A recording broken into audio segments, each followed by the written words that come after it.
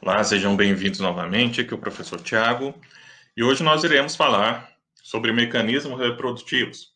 É um assunto, um conteúdo específico para o oitavo ano, no caso, ciência da natureza do ensino fundamental, mas também ele abrange ou ele atende ao ensino médio. Mas vamos lá, mecanismos reprodutivos, que seriam os mecanismos de reprodução dos seres vivos.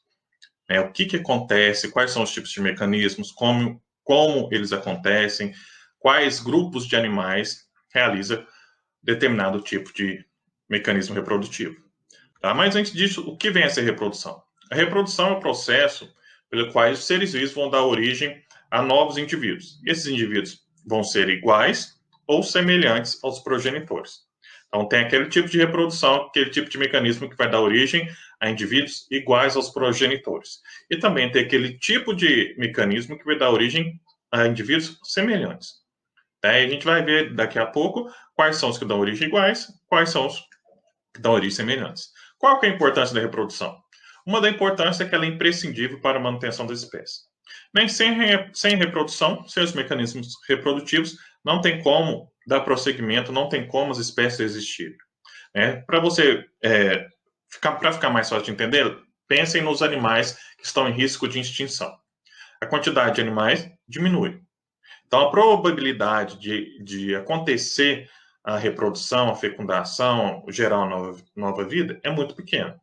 Agora, imagine que cada vez que diminui, vai chegar a um ponto que o indivíduo não vai conseguir se reproduzir. O que vai acontecer? Essa espécie vai morrer com o último indivíduo que morrer. Tá? Então, se não tem reprodução, não tem manutenção da espécie. Além disso, a reprodução é um dos mecanismos que nos difere dos seres inanimados, que são aqueles seres que não têm vida. Tá? Não, nos difere de uma rocha, de uma pedra, de uma madeira, da água. Nós conseguimos nos reproduzir. Os seres vivos conseguem se reproduzir. Esses seres inanimados, não. Certo? E, além disso, é uma forma de transferir o material genético, de passar material genético para frente. Tá? Os descendentes vão receber uma cópia do material genético, uma cópia do DNA do progenitor e vai passar para as outras gerações. Certo? Há dois tipos de reprodução, mecanismo reprodutivo, vamos assim dizer. Reprodução assexuada e reprodução sexuada. Se você olhar o nome, você imagina que sexuada envolve sexo e assexuada não envolve sexo. Mas qual a relação do sexo na sexuada e a sexuada não? Nós vamos ver agora por que chama sexuada e por que chama sexuada. A reprodução assexuada não há participação de gametas. Se não há participação de gametas, não há união do gameta masculino com o gameta feminino. Então, não tem essa união. Se não há essa união, não há troca de material genético. Tá? Então, lembre-se, reprodução assexuada, não há união de gametas. Não há união de gametas, não há troca de material genético. Tá? A partir da reprodução assexuada, um indivíduo pode dar origem a vários outros descendentes, a vários descendentes. E esses descendentes são geneticamente iguais aos genitores. Então, o indivíduo vai gerar clones. Tá? Então, aqueles organismos que se reproduzem assexuadamente, eles vão gerar clones. Por quê? Porque o material genético do progenitor é o mesmo que é transferido para os descendentes. Tá? Então, vai ser gerados clones, não há troca de material genético. Então, o do genitor vai para o descendente, que vai seguir consecutivamente.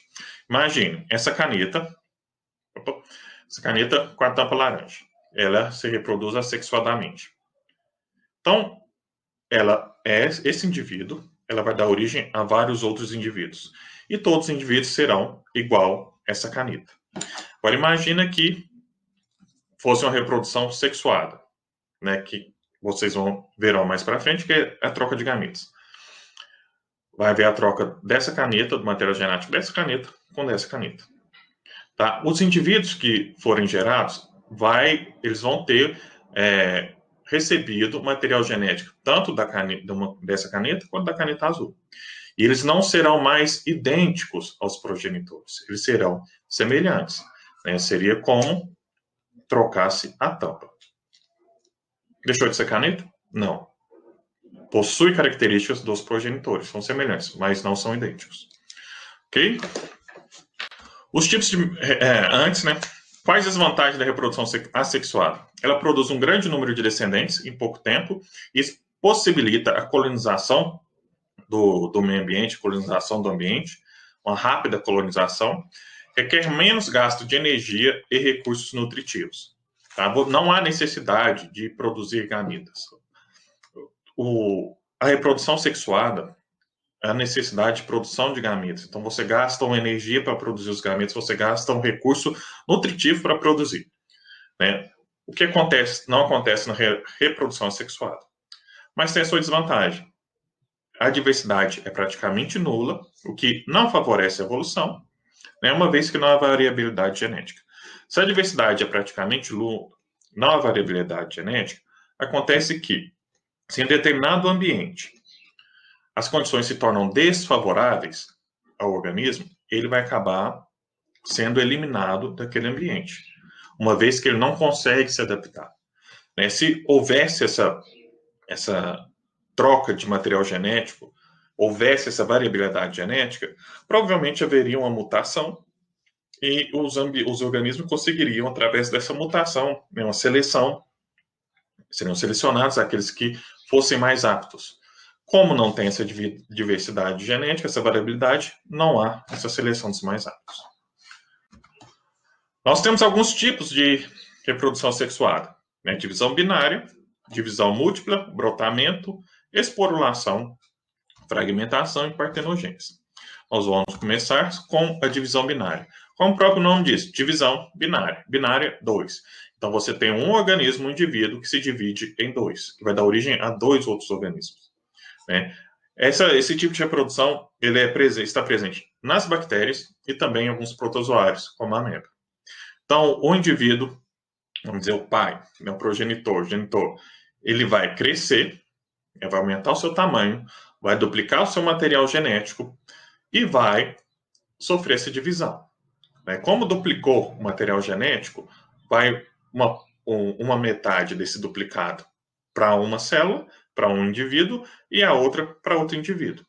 Então, a partir de um organismo, você tem origem outros dois. Como falei, bactérias e protozoários. Nesse vídeo você vê a multiplicação das bactérias. Como ela acontece de uma forma rápida e a quantidade de descendentes produzidos. Certo? Divisão múltipla. A divisão múltipla é semelhante à divisão binária. Só acontece que não é binária, é múltipla. Então, é semelhante, no sentido de que, na divisão múltipla, há a multiplicação do núcleo. Então, o núcleo do progenitor, ele multiplica várias vezes. Tá? Há a multiplicação desse núcleo. E cada núcleo formado a partir dessa multiplicação, dessa divisão, ele é envolto por uma camada de citoplasma e por uma camada de membrana. Tá? Só que vai chegar um ponto que a quantidade de núcleos vai ser tão grande que vai estourar a célula progenitora, liberando essas cópias, esses clones no ambiente. Então, um exemplo dessa divisão múltipla nós temos no Plasmodium, que é o protozoário causador da malária. Tá? Então, ele se reproduz dessa forma. Então, você tem um núcleo que se multiplica várias vezes até estourar a célula, vamos dizer, a célula-mãe. Outro tipo de reprodução é o brotamento, como o próprio nome diz, através do surgimento de brotos. Esses brotos seriam expansões da superfície do indivíduo, do organismo. Tá? Nós temos exemplo de organismos que se reproduzem por brotamento. Poríferos, quinidários, alguns fungos, tá? No caso, os poríferos esponjas, e quinidários, vamos dizer, a hidra ou os corais. O que acontece? No indivíduo, como você pode observar na primeira figura, 1, 2, 3, 4, começa a haver uma expansão da superfície. Essa expansão vai crescer, formando esse broto, e esse indivíduo, essa expansão, esse broto, ele pode se desprender do progenitor, dando origem a um indivíduo independente, ou ele pode ficar preso ao progenitor. Tá? Ficando preso ao progenitor, se isso acontecer várias vezes, vai acabar formando uma colônia de indivíduos. Tá? No brotamento, então, pode ser que o broto se separe, se torne independente, ou ele fique preso ao indivíduo progenitor, dando origem às colônias. Outro tipo é a esporulação. A esporulação é o tipo de reprodução que é feita através de algumas células especiais, que são chamadas de esporos. É a partir desses esporos que os novos seres vivos serão originados. Tá? O organismo progenitor, vamos dizer o pai e mãe, vai liberar esses esporos no ambiente, e esses esporos em ambiente favorável, essas células, esses esporos vão germinar, dando origem a outros indivíduos. Tá? Esse é o exemplo do mofo do pão. Tá? O mofo do pão, ele representa esse mecanismo da esporulação. Ok? Um outro tipo é a fragmentação. Na fragmentação, um próprio fragmento, produção de fragmentos. O indivíduo, ele é fragmentado, pode ser naturalmente, espontaneamente ou por acidente, e cada fragmento vai dar origem a um novo indivíduo, tá? Um novo ser vivo. Isso acontece muito nas planárias, que são plateumintos, e nas estrelas do mar. Essa figura aqui você vê uma planária sendo fatiada, tá? E cada segmento fatiado vai dar origem a um novo ser vivo. Na estrela do mar, a mesma coisa. Se você corta a estrela do mar, cada segmento vai dar origem a um novo ser vivo. Ok? Outro tipo de reprodução assexuada é partenogênese. Na partenogênese, é um processo, né, pelo qual as fêmeas produzem descendentes a partir dos ovos não fecundados. Acontece muito em abelhas, em alguns tubarões e répteis também. O que acontece? No caso da abelha, a rainha vai colocar os ovos, né? Desses ovos, um vai ser fecundado e o outro não vai ser fecundado. Aquele que foi fecundado vai dar origem às operárias e à outra rainha. E aquele que não foi fecundado dá origem ao zangão. Então, os zangões são óvulos não fecundados. Tá? E quando você vê a abelha fêmea, rainha operária, foi fecundado. Então, a partenogênese é isso. A origem de um novo indivíduo a partir de ovos não fecundados. E chegamos à reprodução sexuada. Né? Assexuada, sem participação de gametas, e sexuada com participação de gametas. Né? Vai ocorrer a partir da união dos gametas. Vai haver troca de material genético entre os indivíduos.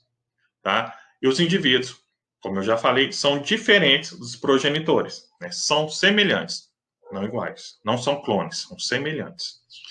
Tá? O único tipo de reprodução sexuada é reprodução sexuada, fertilização, fecundação. Mas qual a vantagem da reprodução sexuada? A produção de diversidade genética nos indivíduos. Lembre que a sexuada não há troca de gametas, não há união de gametas. Então, não tem como ter variabilidade genética. Já na sexuada, há esse encontro de gametas. Então, há encontro de material genético, há troca de material genético. Então, a variabilidade, a diversidade genética vai ser maior. Isso facilita a evolução. Os indivíduos conseguem se adaptar melhor ao ambiente, às condições. Né? Chegam ao ambiente, mesmo que o ambiente seja inóspito, com a reprodução sexuada, de variabilidade genética, pode ser que um indivíduo sofra uma mutação ou seja selecionado pelo ambiente. A desvantagem é que é um maior gasto energético, leva maior tempo para realizar o processo e durante a reprodução os indivíduos ficam expostos aos predadores. Como eu havia falado, na sexuada não há produção de gametas. Na sexuada há produção de gametas. E é um gasto energético nutritivo do organismo para produzir esses gametas. Sem contar que nem todos os gametas produzidos vão ser fecundados, vão dar origem a um novo indivíduo. Ok? Só lembrar o homem. O homem, há uma produção grande de espermatozoide, a mulher tem a produção de óvulos. Acontece que nem todos os espermatozoides vão dar origem a um indivíduo e nem todos os óvulos vão dar origem a outro indivíduo. Então há um gasto de produção, mas não tem garantia que eles vão se tornar indivíduos. Ok? A reprodução sexuada ela pode ser classificada, os representantes, aqueles que realizam a reprodução sexuada, podem ser classificados quanto ao sexo, sendo monóicos, hermafroditas ou dióicos. Monóicos são aqueles indivíduos que possuem os dois sexos, né? No caso das minhocas, tem o sexo, órgãos genitais femininos, o aparelho genital feminino e o aparelho genital masculino, são hermafroditas. E os dioicos não, são aqueles separados. O indivíduo tem masculino e o outro tem feminino, não tem os dois juntos. Ok? Apesar das minhocas serem hermafroditas, não há autofecundação. Uma mesma minhoca não consegue se fecundar. Tá? Há necessidade de um parceiro. Também é classificado quanto à fecundação, se ela é interna ou externa. Na externa é quando ela acontece no ambiente. Então, a união do espermatozoide com o óvulo vai acontecer no ambiente. Já a interna, não. A interna acontece dentro do organismo, né, da fêmea, no caso da mulher, no caso do homem, na mulher, dentro do útero das trompas uterinas, né, no interior mesmo. Né? O externo, não. É fora, no ambiente. A partir dessa fecundação, dessa liberação do espermatozoide do óvulo no ambiente, vai ocorrer a fecundação e o desenvolvimento externo. Nós temos também com relação ao desenvolvimento do embrião. Com relação ao desenvolvimento do embrião, eles podem se desenvolver dentro de cascas de ovos, casca de ovo no ambiente externo, que são chamados de ovíparos, como nós conhecemos a galinha, tartaruga, jacaré, alguns répteis. Podem se desenvolver dentro do organismo, do organismo, dentro do indivíduo, que nós chamamos de vivíparo, né? E também tem aqueles que se desenvolvem dentro de ovos, dentro do corpo da genitora, que nós chamamos de ovovivíparos. Ovo de ovíparos dentro do ovo e vivíparos no interior da genitora. E também nós temos classificação quanto ao desenvolvimento pós-embrionário. Se ele é direto ou indireto. Direto é quando o indivíduo gerado ele é semelhante ao adulto, tem as características do adulto. Já o indireto, não. Aquele indivíduo que foi gerado a partir que possui o desenvolvimento pós-embrionário indireto, passa por uma metamorfose. As características e o comportamento do indivíduo, vamos dizer, infantil, é diferente do indivíduo adulto. Então, ele passa por metamorfose até chegar à fase adulta.